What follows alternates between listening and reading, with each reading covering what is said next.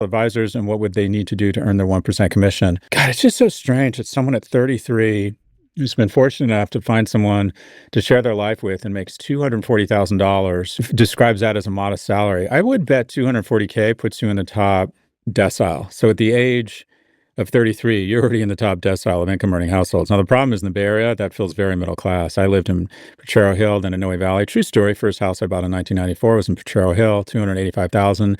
I then bought a house in Noe Valley. I came out of the gate strong. I peaked early. I was invited to Davos in 99 and just got invited back 27 years. What have I done the last 27 years? Let me see. Dot bomb implosion, a bunch of failed businesses, a divorce. Yeah, that's what I've done. No wonder they didn't invite me back. Anyways, I then bought a house on Dolores and 21st for $760K that ended up being the house next to where Mark Zuckerberg ultimately, I think it's worth like 10 or 11 million. I sold it a couple years later to move to New York for $950,000 and thought I was a fucking real estate genius. Jesus Christ, see above, want to find a time machine, go back and kill myself. Okay, back to your question. I would not hire a financial advisor at 1%. 1% doesn't sound that bad, but at 1% compounding literally takes away a third of your returns. And when I say returns, I mean inflation adjusted. You should be able to get 9% in the market over the long term, and paying out 1% a year, even in down years, it just wrecks your portfolio. And with AI and investment allocators or bots, and even there's really good financial information.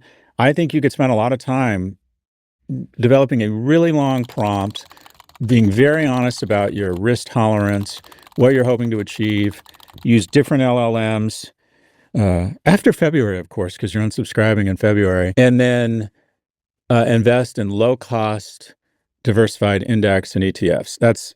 I just think at the age of 33, you're going to wake up, you're going to be, my age, 53, 61, and you're going to realize how fast time went. And if you just diversify across not only asset classes, but geographies, you're going to be just fine. So especially if you're able to put away, say you're able to put away an average of 20K a year. Okay, let's do the math here. So I'm about to blow your mind, Eric. Okay, so I'm going to assume, and I know this is right, you have $250,000 already.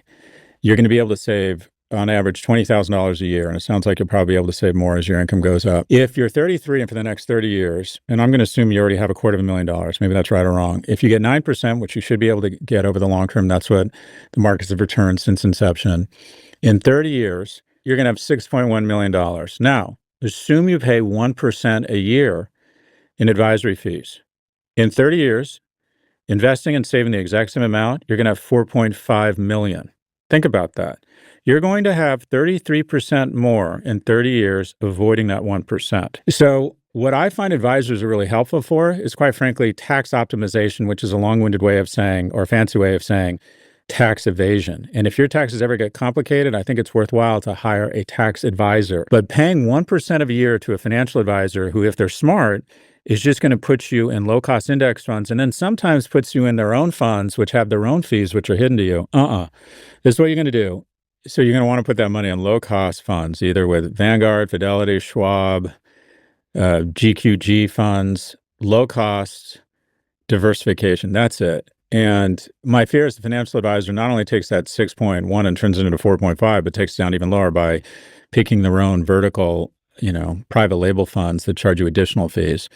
So yeah, this is some work. Upload everything, your W-2s, your income, how much you're saving, your current portfolio, and start asking these LLMs, what are the lowest cost funds that can give me diversification across asset classes and geographies, and go into those and pay yourself that 1%. Because keep in mind, that money adds up. It's the difference between 6.1 million when you're my age and 4.5. So boss, no to the 1%. Held to the no of the 1%. Low cost, diversified funds, and do your own work here and pay yourself. It's worth it. Oh, and also never ever work with anyone who offers to take you to a basketball game, a Broadway show, or send you expensive gifts, because that means that trip to the basketball game is costing you tens of thousands of dollars. All right, that's all for this episode. If you'd like to submit a question, please email a voice recording to office